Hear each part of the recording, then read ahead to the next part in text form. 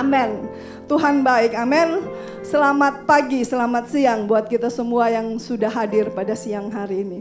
Saya mengucap syukur kepada Tuhan buat kesempatan yang diberikan kepada saya lagi untuk membawa sharing firman ya. Sharing apa yang Tuhan taruh di hati saya kepada umat-umat Tuhan yang ada pada pagi hari ini. Saya memberi judul khotbah saya, sharing firman pada pagi hari ini, tetap berdiri. Ini Pak Dolfi mengambil gambar yang tetap berdiri. Tapi memang inilah tujuan dari khotbah saya. Apapun yang di depan kita, mau segede apapun, kita akan tetap berdiri. Amin.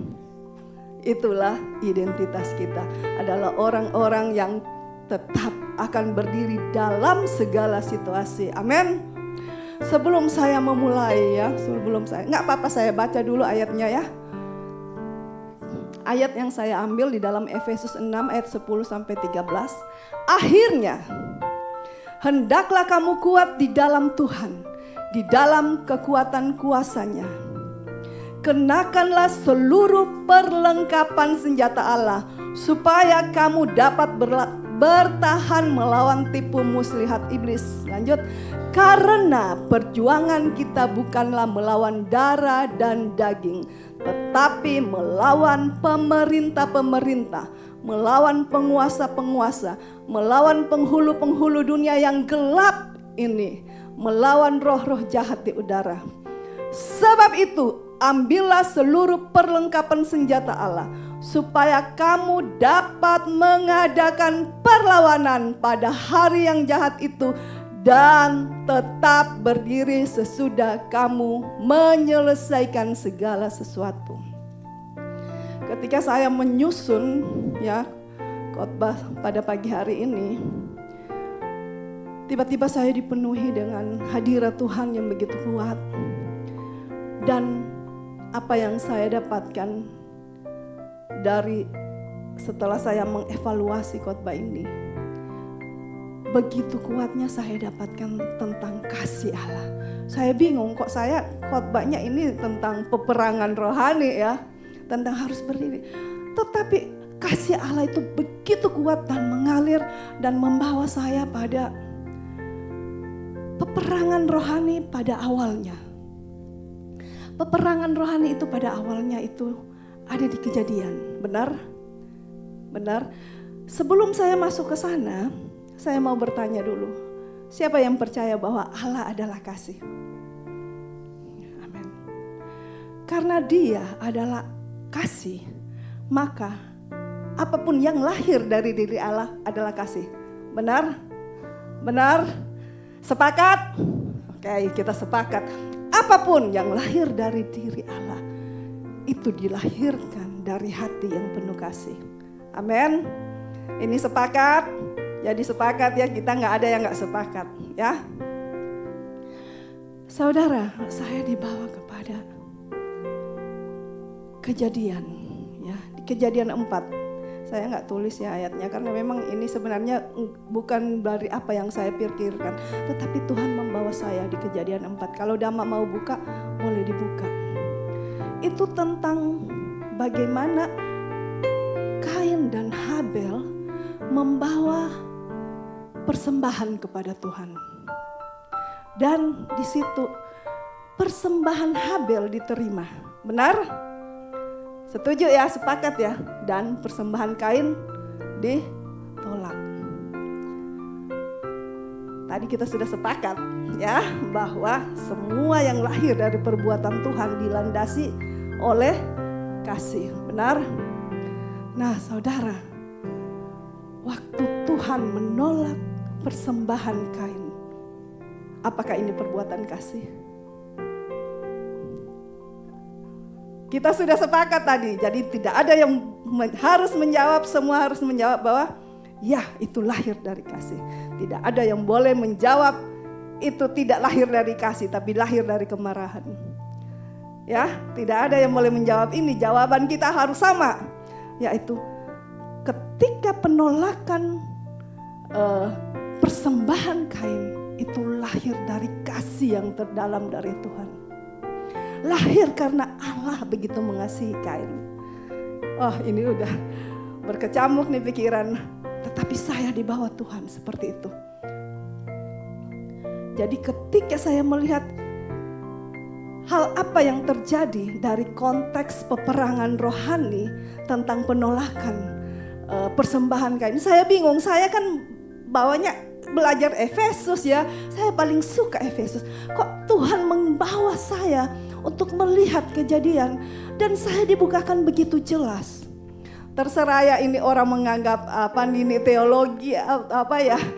Tapi saya melihat ini dari konteks peperangan rohani.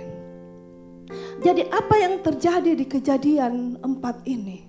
Waktu mereka mempersembahkan persembahan, Tuhan menolak persembahan Kain. Kenapa? Karena semua orang, ini sekali lagi saya melihat dari konteks peperangan rohani. Orang ada menilai dari konteks iman karena dengan iman Habel mempersembahkan persembahannya. Tetapi saya melihat dari konteks peperangan rohani. Jadi pada saat itu hati Kain sudah mulai tercemar. Kenapa? Karena ada kerajaan gelap dan ada kerajaan Tuhan, kerajaan terang. Nah, di dalam hati Kain yang paling terdalam sudah mulai mengandung invasi dari kerajaan kegelapan. Nah, ketika penolakan Tuhan itu terjadi, sebenarnya Tuhan sementara menarik kandungan hati Kain yang paling dalam untuk timbul ke atas. Jadi ketika penolakan itu terjadi langsung apa? Lalu hati Kain menjadi sangat panas dan mukanya muram. Kenapa? Karena itulah sebenarnya sementara menguasai di dalam kandungan hati Kain. Tuhan tinggal mengangkat itu untuk timbul di permukaan. Nah, ketika Tuhan menolak, timbullah keadaan situasi hati Kain yang sebenarnya. Sebenarnya maksud Tuhan supaya Kain cepat-cepat menyadari bahwa dia sudah mulai dikuasai oleh kegelapan. Tuhan mau melindungi Kain dengan caranya supaya Kain ini tidak terbawa menjadi invasi, menjadi alat kegelapan untuk menginvasi kerajaan kegelapan di dunia ini. Jadi harusnya Kain menyadari bahwa ini sesuatu yang tidak normal dalam kehidupannya. Bahwa hati menjadi panas dan marah. Ini bukan kehidupan normalnya harusnya. Dan dia harusnya cepat-cepat bertobat. Supaya dia terhindar dari penguasa kegelapan. Allah begitu mengasihi, jadi saya melihat kasih Allah yang luar biasa mau memproteksi Kain. Tetapi Kain bukannya bertobat, ya. Buah dari hati, kandungan hati yang panas ini adalah apa? Pembunuhan. Ya. Disinilah kerajaan kegelapan dan kerajaan Allah sudah mulai, ya, ada peperangan. Harusnya Tuhan bisa memusnahkan Kain, bisa, ya. Tuhan sebenarnya mau menjaga supaya kerajaan kegelapan jangan cepat-cepat menyebar, kalau bisa dijaga, ya, dilindungi Kainnya. Maksud kemurahan dan kesabaran Tuhan, tidakkah engkau tahu kelapangan hati Tuhan dan kemurahan hatinya, kesabarannya, yaitu apa? Menuntun orang kepada pertobatan. Itu sebenarnya yang dilakukan oleh Tuhan kepada Kain. Kalau Kain cepat-cepat menyadari ini, dia bisa menutup celah. Sehingga Tuhan bilang gini, Kain, apakah mukamu tidak berseri kalau engkau berbuat baik? Lihatlah, dosa sudah mengintip. Sebenarnya ketika Kain sadar dan dia cepat-cepat berpaling, dia tinggal datang kepada Tuhan. Tolong aku. Aku sudah mulai mengarah pada jalan yang salah. Tetapi apa yang dilakukan Kain? Kejadian 4 ini mengatakan bahwa Kain pergi dari hadirat Tuhan. Kain meninggalkan hadirat Tuhan. Kain memilih untuk dikuasai oleh kerajaan kegelapan. Nah, apakah Tuhan bisa? Ini sudah peperangan Tuhan sebenarnya ya, dengan kegelapan, peperangan Tuhan. Akhirnya Kain berkembang ya, menjadi besar. Dan Habel mati diganti dengan Set. Nah, mulai saat itu kerajaan Allah menguasai Set dan keturunannya. Sehingga Set ini dikatakan anak-anak Allah. Dan Kain disebut keturunan anak-anak manusia. Tetapi di Kejadian 6, anak-anak Allah melihat anak wanitanya, anak perempuannya, anak manusia cantik-cantik. Tadi saya sempat ngobrol sama satu bapak ya waktu makan. Saya bilang kalau wanita itu cuma tepek Pak, tebar pesona. Jadi anak manusia, anak perempuan, anak manusia ini tebar pesona, cantik-cantik. Sehingga terjadilah kawin campur. Maka invasi kerajaan ini semakin melebar. Akhirnya seluruh dunia dikuasai oleh kerajaan kegelapan. Dan sekali lagi kita tadi sudah sepakat bahwa apa yang lahir dari Allah itu adalah kasih. Amin. Di Kejadian 6 Tuhan hanya menemukan satu-satunya orang yang berkenan di hati Tuhan, yaitu Nuh. Dan apakah ketika air bah datang itu lahir dari kasih Allah? Ya, itu merubah paradigma kita ya. Kalau dulu kita bingung, Tuhan kok jahat begini ya. Saat itu semua manusia dihancurkan. Bukan tidak diberikan kesempatan, disiapkan bahtera yang besar. Artinya kemurahan dan kasih Tuhan itu begitu besar untuk menyelamatkan. Tetapi mereka tidak mengambil kesempatan yang diberikan oleh Allah. Jadi mereka binasa bukan karena Allah. Mereka tidak mengambil apa yang disiapkan Allah. Dan itulah menjadi lambang daripada keselamatan yang diberikan Yesus di perjanjian baru. Jadi kalau semua orang binasa di perjanjian baru, bukan salah Allah. Dia telah menyiapkan bahtera juga di perjanjian baru, yaitu keselamatan di dalam Yesus Kristus. Amin. Jadi saya melihat Allah itu kasih. Itu ada disiplinnya. Artinya apa? Disiplin juga itu bagian dari kasih. Jadi kalau saya agak keras kadang ya untuk mendisiplinkan ya orang-orang di tempat ini, karena saya memiliki kasih Allah. Jadi kadang saya dibilang galak kalau di mimbar ya. Karena apa? Saya memiliki kasih Allah. Karena disiplin adalah bagian dari kasih Allah. Kalau kita tidak disiplin, nanti kita tidak bisa menggunakan perlengkapan senjata Allah. Tidak bisa mampu melawan tipu daya iblis. Amin. Jadi Tuhan memulai baru kerajaan Allah dengan kehadiran Nuh sekeluarga. Tetapi kerajaan kegelapan tetap bekerja, tetap eksis ya. Sampai satu saat di Yesaya 11 bilang bahwa akan lahir seorang dari tunggul Isai,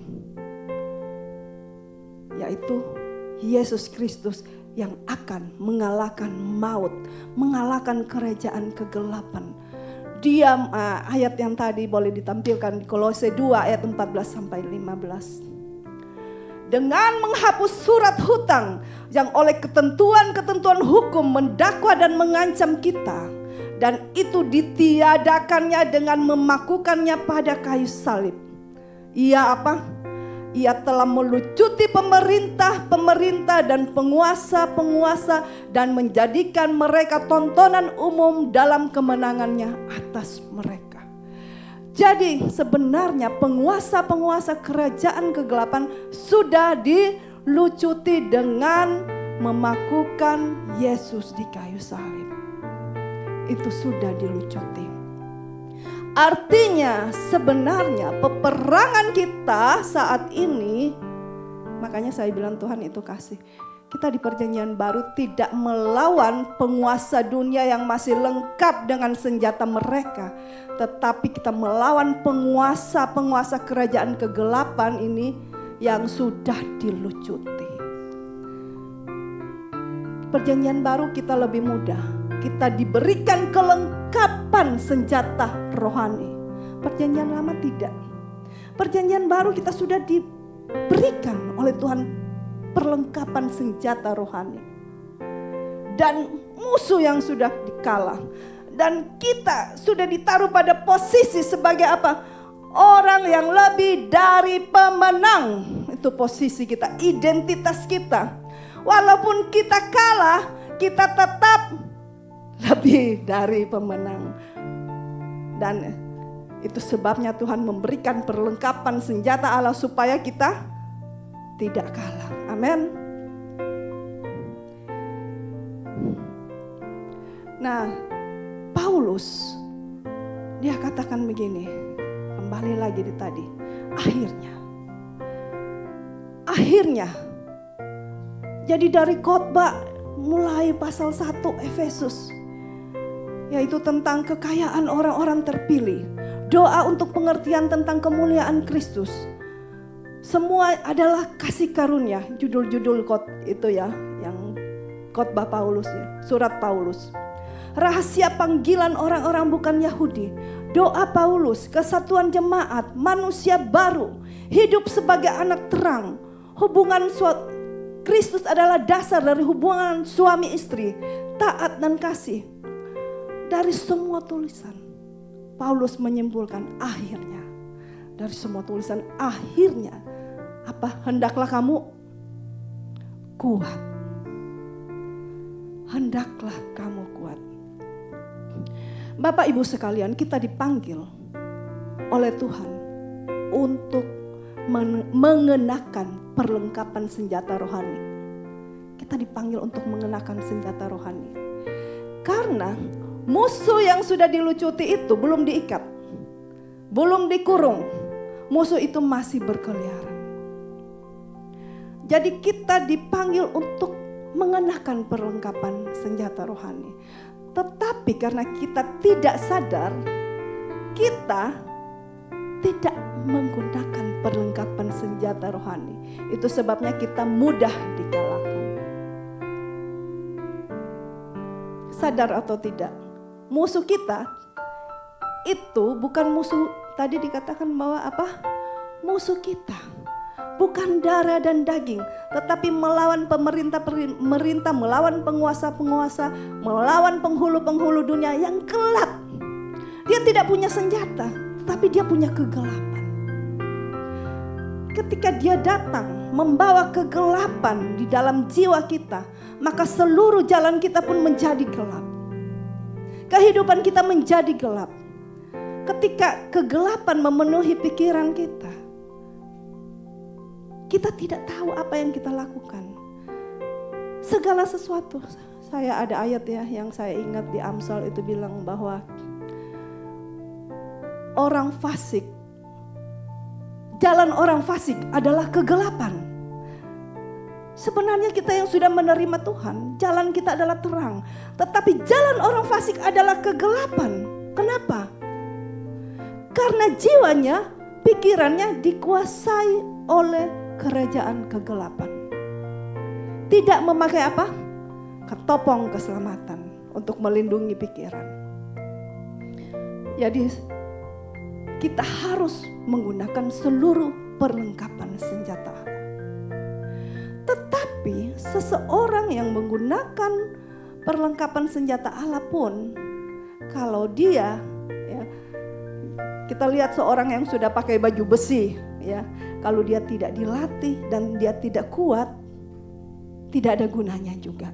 Benar? Tidak ada guna. Itu sebabnya Paulus bilang, akhirnya dari semua-semuanya, hendaklah kamu kuat di dalam Tuhan, di dalam keperkasaan Tuhan, dan di dalam kekuatan kuasa-Nya. Kenapa? Karena walaupun kita sudah lengkap dengan Tuhan, memperlengkapi kita dengan murah hati, memperlengkapi kita dengan seluruh perlengkapan. Tapi kalau kita lemah, kita tidak berjalan dengan Tuhan, kita tidak mencari firman Allah. Orang jadi kuat ketika dia makan, benar? Makanan rohani kita apa? Firman Allah.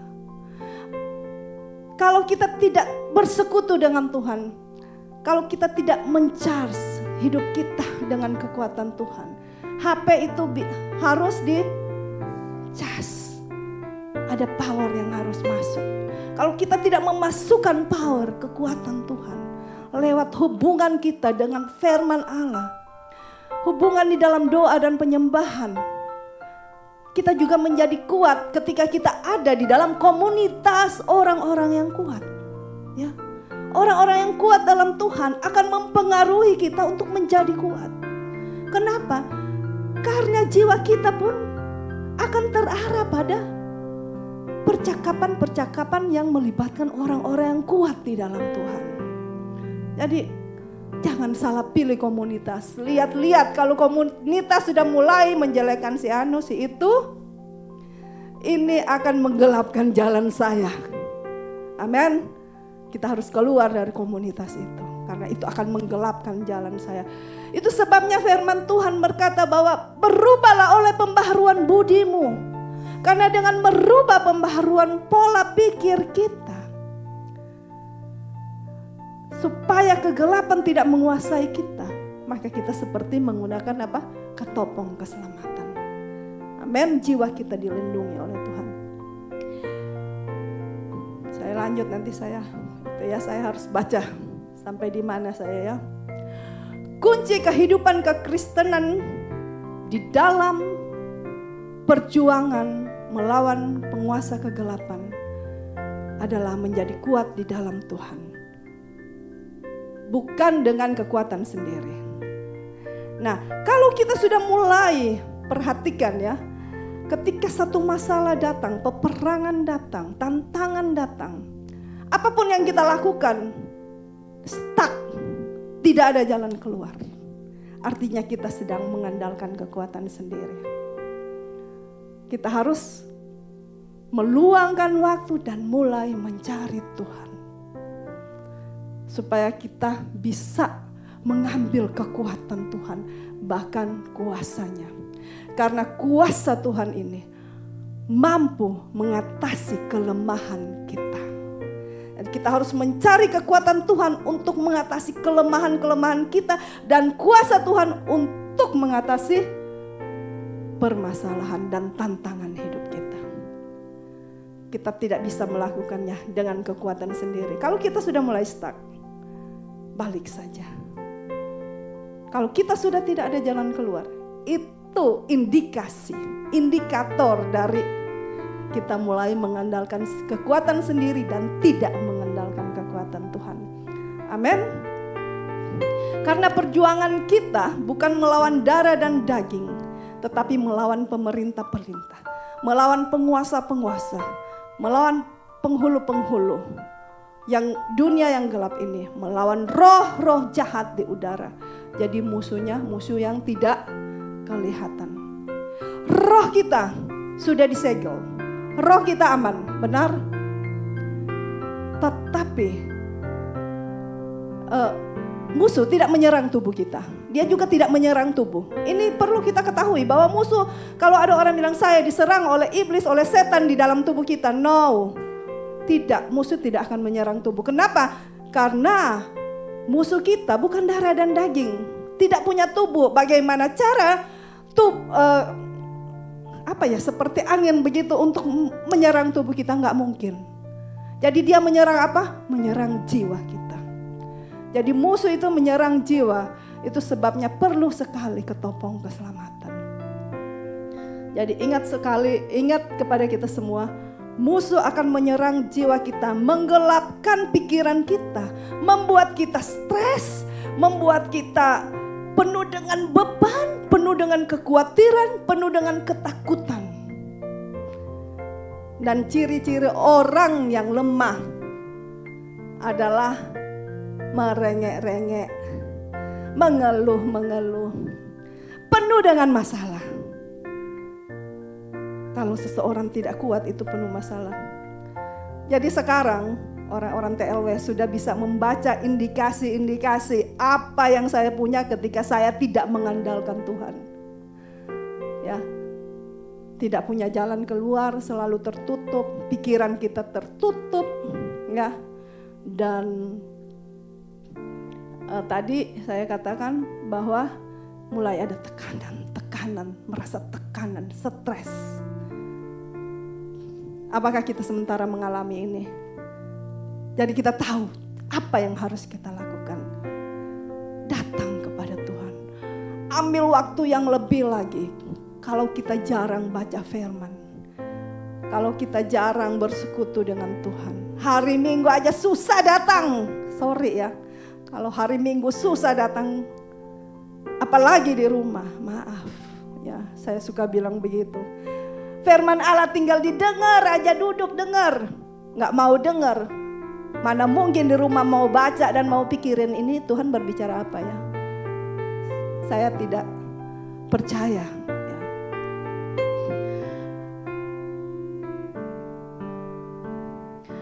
Nah, dari ayat-ayat ini saya mau tekan. Sebenarnya ada 4 aspek ya. Yang dari ayat ini ya.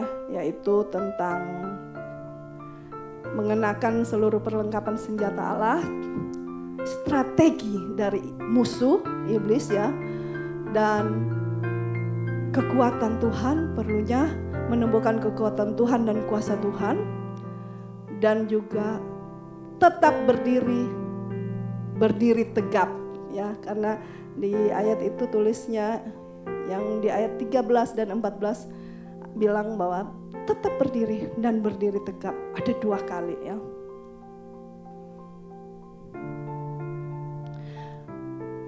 Persiapan untuk pertempuran kekristenan kita harus selalu dimulai dengan prinsip dasar menjadi kuat dalam Tuhan dan memahami bahwa kita tidak mampu melawan setan dengan kekuatan sendiri, bahkan dengan mungkin keluarga yang kaya atau memiliki pangkat, memiliki banyak duit, itu tidak akan membantu kita di dalam peperangan rohani, tetapi hanya kekuatan Tuhan. Amin. Nah, saya katakan tadi bahwa seorang yang lemah itu sangat-sangat kelihatan ya, yang tidak kuat dalam Tuhan. Itu menjadi favoritnya iblis. Menjadi main-mainannya iblis. Mari kita lihat di dalam 1 Samuel 17 ayat 4-11. Ini adalah kisah tentang Daud dan Goliat. Jadi Saul memiliki tentara yang sudah siap dengan seluruh perlengkapan perang. Ya. Senjatanya siap, perlengkapan senjatanya siap, ya. Baju besinya siap. Dan banyak tentaranya. Lalu datang tampil hanya satu orang Filistin yang namanya apa? Goliat. Kalau kita lemah, saya katakan itu bisa dipermain-mainkan oleh iblis. Kalau kita lemah, kita menjadi mainannya iblis. Jadi Saul dan seluruh tentaranya jadi main-mainannya, jadi bulan-bulanannya Goliat. Ayo tantang aku. Ketika mereka tidak punya kekuatan Tuhan, mereka semua takut. Tetapi datang seorang yang penuh dengan kekuatan Tuhan, yang penuh dengan kuasa Tuhan. Siapa namanya? Daud. Tidak perlu pakai perlengkapan secara duniawi. secara jasmani, tidak perlu pakai baju besi, tetapi dia punya apa? Perlengkapan rohani. Dia punya apa? Dia punya keperkasaan Tuhan. Dia datang dengan hal yang sangat sepele. Dia mengambil batu dan kata alih-alih. Dilihat manusia sangat sepele. Ya, tetapi kekuatan kuasa Tuhan yang terkandung di dalam diri Daud itu luar biasa. Amin. Saya percaya bukan batu yang membuat Goliat mati, tetapi kekuatan kuasa Tuhan yang ada di dalam diri Daud. Jadi ketika dia datang dengan apa? Dia katakan, saya tidak datang dengan senjata apapun, tetapi saya datang dengan apa? Nama Tuhan. Wih, dahsyat. Seorang yang secara kasat mata kecil, tetapi rohaninya perkasa. Amin. Dia datang dengan keperkasaan Tuhan di dalam rohnya. Orang yang seperti ini tidak pernah akan takut dengan apapun. Kalau Anda kuat di dalam Tuhan, di dalam keperkasaan Tuhan, masalah sebesar apapun datang. Apa itu masalah? Makanya kalau orang-orang yang kuat jarang sekali cerita masalah. Benar? Jarang sekali mengeluh. Aduh, saya jarang. Tetapi kalau orang yang lemah, aduh, kadang saya tidak sanggup menghitung berapa banyak masalah dan berputar-putar-putar, enggak pernah keluar satu masalah, belum selesai datang satu masalah, Kegelapan memenuhi kehidupan orang-orang yang sudah di dalam Tuhan. Betapa sedihnya. Ya, kegelapan harusnya tidak menguasai kita karena kita memiliki terang Allah. Dan bukan hanya terang Allah, Tuhan katakan kamu adalah terang dunia. Tipu daya iblis ini akan menghalangi, membatasi aliran-aliran kehidupan keluar dari hidup kita. Dia akan memberikan ketakutan, kekhawatiran, sebentar-sebentar takut. Saudara, saya ada mengenal beberapa orang yang selalu menyiapkan antisipasi. Jika terjadi begini, dia sudah mengantisipasi dengan akan melakukan A, B, C, D. Dulu saya menganggap orang begini luar biasa. Dia sudah punya antisipasi. Kalau saya tidak menemukan jalan keluar dengan masalah ini, saya mulai menyiapkan A, B, C, D. Kalau ini nggak berhasil, ada B, ada C, ada D. Saya dulu menganggap ini orang sangat luar biasa. Seorang yang, yang strategis banget. Saya tidak punya itu. Ya, saya ingin belajar. Tetapi saya mau katakan, orang yang seperti ini adalah orang yang tidak percaya Tuhan, yang penuh dengan kekhawatiran. Itulah sebabnya dengan kekuatan sendiri dia mulai A, B, C, D. Kalau engkau begitu, saya mau katakan sekarang ini saatnya engkau merubah pola pikir. Ketika tidak perlu engkau mengantisipasi hidupmu, engkau percayakan Tuhan, cari firman, bangun hubungan dengan Tuhan. Itu lebih penting daripada engkau khawatir, takut. Kenapa dia mempersiapkan A, B, C, D? Karena dia takut dan khawatir. Jangan-jangan nanti ini, nanti di jalan ada ini, ada itu. Saya sudah siap dengan semua. Saya bukan orang yang seperti itu. Karena saya dari muda, saya selalu menjalani hidup saya bersama Tuhan. Saya terlatih dengan, saya ini seorang tulang punggung dalam keluarga. Jadi saya dagang untuk memelihara keluarga. Mama yang stroke, yang sakit, papa sudah meninggal, ya. Dan ketika saya harus jaga mama, tinggalkan kampung, pergi ke Manado, jaga mama di rumah sakit, itu saya tinggalkan 1 bulan dagangan saya. Saya balik, saya buka toko saya. Tidak ada yang datang 1 orang pun. Saya saat itu apa yang saya lakukan? Saya menangis kepada Tuhan. Saya sudah terlatih untuk jalan bersama Tuhan. Saya datang kepada Tuhan. Tuhan, saya tidak mau tahu Sebentar siang saya lihat mujizat. Dan mujizat terjadi. Besoknya saya buka lagi. Saya bilang, Tuhan saya gak mau tahu. Saya bukan pedagang hasil bumi. Saya pedagang sembako.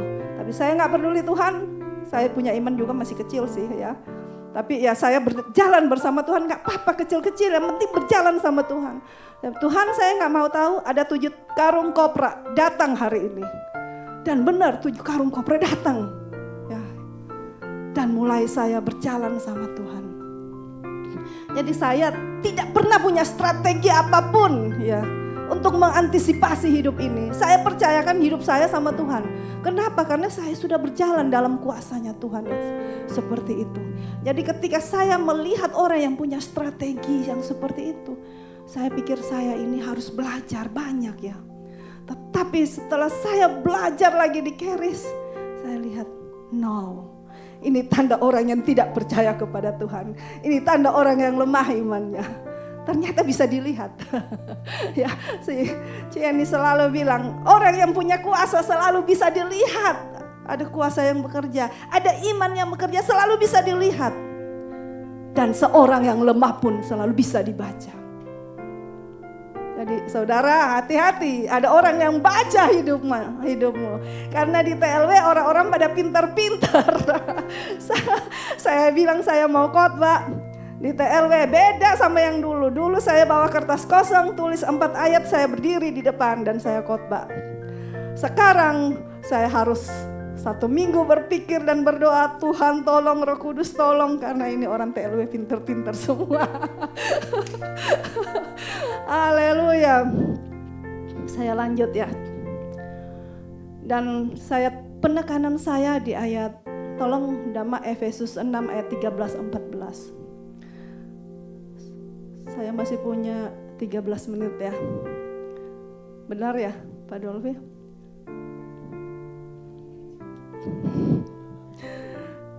Ya sudah Dama. Sebab itu ambillah seluruh perlengkapan senjata Allah supaya kamu dapat mengadakan perlawanan pada hari yang jahat itu dan tetap berdiri sesudah kamu menyelesaikan segala sesuatu. Jadi berdirilah tegap, berikat pinggangkan kebenaran dan berbaju sirahkan keadilan. Saya melihat ada 2 kata berdiri.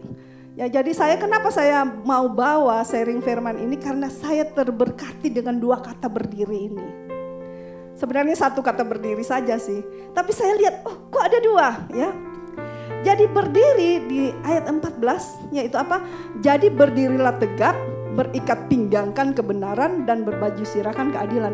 Berdiri tegap dan pergunakan seluruh kelengkapan senjata Allah. Itu berdiri yang di ayat 14 itu menjadi berdiri pertama. Sebelum peperangan dimulai, kita harus berdiri tegap. Saudara, saya pernah dengar satu cerita, saya sudah gak search lagi. Tapi saya dengar satu cerita, satu kisah benar.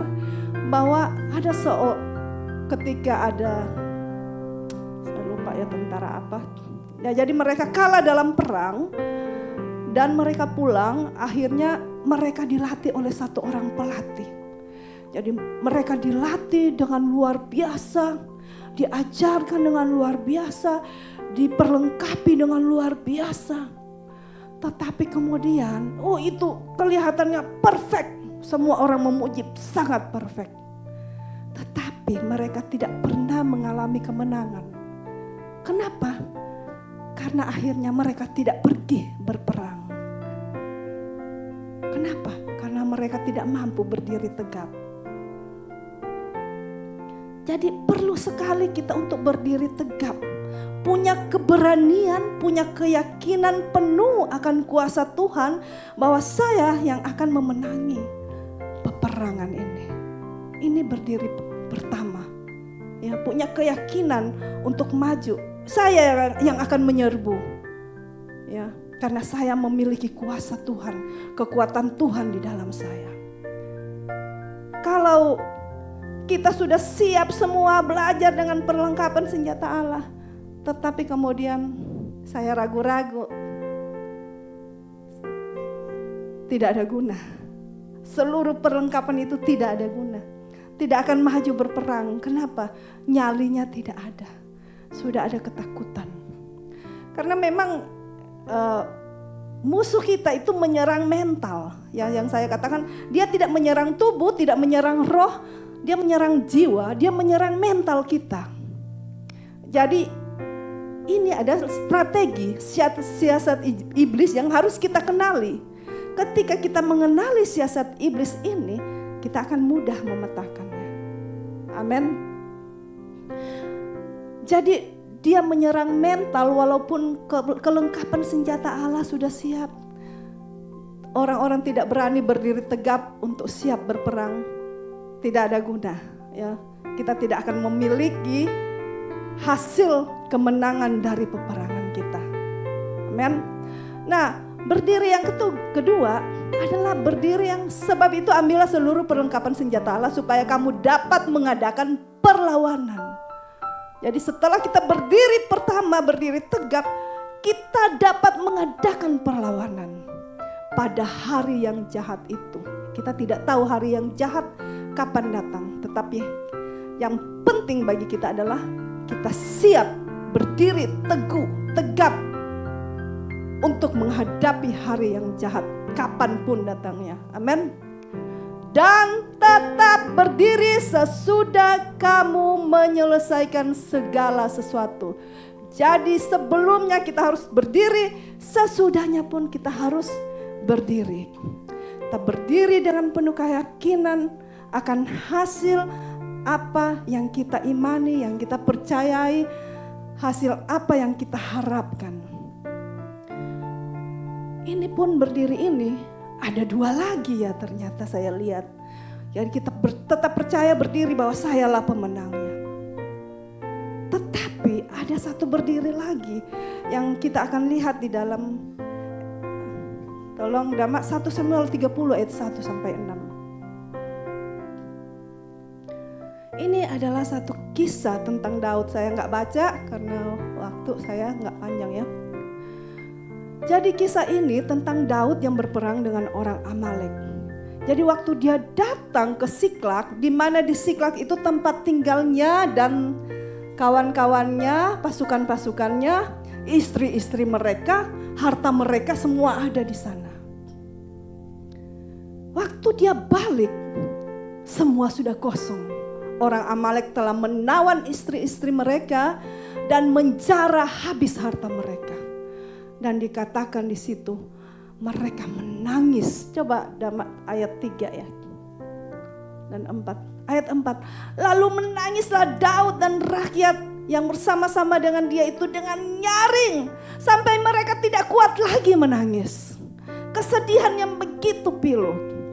Hari yang jahat tiba-tiba jatuh. Kadang-kadang ada sesuatu yang kita tidak pikirkan. Yang mungkin bukan datang dari kita, bukan datang dari peperangan apapun. Ada satu contoh, ada seorang ibu ya. Saya dengar cerita dulu dari seorang pendeta. Ada seorang ibu-ibu Chinese yang punya toko kelontong, yang janda, yang tinggal sendiri, hidupnya sendiri. Satu waktu seluruh tokonya itu terbakar. Dan waktu pendeta ini datang, dia mendapati encim-encim ini lagi berlutut, ya. Dan Pak Pendeta datang, encim, dia bangkit dan dia bilang, saya tidak apa-apa.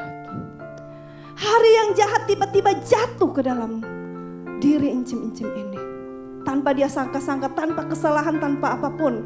Itu tiba-tiba saja jatuh. Ya. Nah ini kita harus berdiri teguh juga. Di dalam hal yang seperti ini, melihat kenyataan yang tidak baik pun, tantangan datang, masalah datang pun, kita harus tetap berdiri. Ini berdiri yang kedua. Waktu dia bangkit dan berdiri, saya tidak apa-apa. Iblis bisa mencuri hal-hal jasmaninya, tetapi iblis tidak mengganggu sesuatu di dalam dia. Tidak mampu iblis. Kalau seseorang itu kuat di dalam Tuhan. Saya sangat diberkati dengan berdiri ini, saudara. Kenapa? Karena apa yang dilakukan oleh Daud. Ketika dia mendapati hari yang jahat ini jatuh tiba-tiba ke dalam hidupnya. Mereka menangis sampai tidak kuat menangis. Bayangkan seluruh rakyat, bahkan rakyat itu mau lempar batu kepada Daud. Tetapi Daud itu, dia seorang yang kuat di dalam Tuhan. Dia cari Tuhan dan dia tetap berdiri teguh. Dan di ayat-ayat selanjutnya dikatakan apa? Dia pergi membawa pasukannya. Dia berperang. Dan apa yang dia dapat, saudara, dia mengambil lagi istri, harta mereka. Bahkan dia mengambil apa? Jarahan. Dia mengalahkan orang Amalek. Dia bawa pulang jarahan. Bayangkan kalau saat itu Daud tidak berdiri teguh, Daud langsung menyerah. Apa yang terjadi? Dia kehilangan segala-galanya. Saudara, hidup kita tidak pendek dan tidak berakhir pada saat kegelapan tiba-tiba mendatangi kita. Hidup kita belum berakhir. Status, identitas kita sebagai seorang pemenang, tetaplah seorang pemenang. Lebih dari pemenang, tetaplah kita lebih dari pemenang. Tidak ada apapun yang dapat merubah status kita. Kecuali kita yang menenggelamkan diri kita. Kecuali kita yang tidak mau bangkit dan berdiri. Selagi kita mau bangkit dan berdiri, apapun yang dicuri dikembalikan 7 kali lipat. Amin. Kita masih bisa mendapat. Jadi kalau ada masalah sebesar apapun, saya mau katakan, Tuhan lebih mengasihi engkau daripada hal-hal jasmani. Tuhan lebih memperhatikan hatimu. Saya ketika jemaat TLW menghadapi satu masalah, tekanan atau apapun, saya hanya katakan jaga hati. Karena pusat penyerangan iblis adalah ini, hati. Ketika hati ini ciut, tidak bisa berdiri lagi. Orang lost segala sesuatu, kehilangan segala sesuatu. Cieni, saya suka bilang sama Cieni, intinya jaga hati. Siapapun jaga hati. Kenapa? Firman Allah menyuruh supaya jagalah hati ini dengan segala kewaspadaan. Karena hati inilah terpancar kehidupan.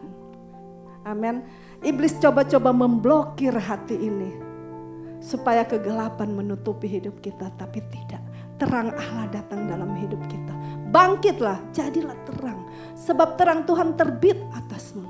Amin. Kegelapan menutupi bangsa-bangsa, tetapi terang Tuhan terbit atasmu, ada atas hidupmu. Amin.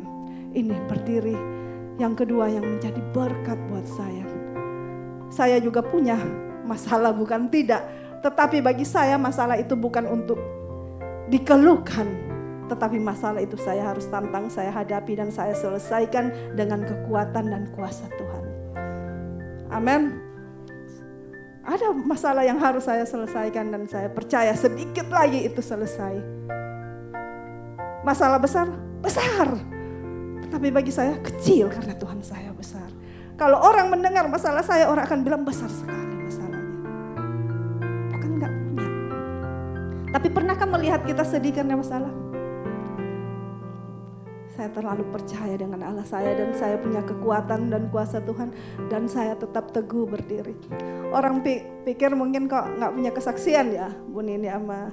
Karena menurut saya masalah itu bukan sesuatu yang harus dibanggakan. Tuhan yang harus dibanggakan. Asal saya selalu berdiri teguh. Pencuri apapun yang dicuri iblis harus kembali 7 kali lipat. Saya semakin teguh berdiri, semakin mengenal kebenaran. Tidak ada yang dapat memisahkan saya dari kasih Kristus. Saudara, apakah ini memberkati engkau? Mungkin saat ini engkau sementara melihat kegelapan itu jatuh. Tiba hari yang jahat itu tiba-tiba jatuh datang kepadamu. Aduh. Tetapi berdiri karena hidupmu belum selesai. Peperanganmu belum selesai. Kekuatan dan keperkasaan Allah selalu tersedia untukmu. Kuasa Tuhan tersedia untukmu. Perlengkapan senjata Allah tersedia untukmu. Siap menangkan peperanganmu. Amin. Puji Tuhan.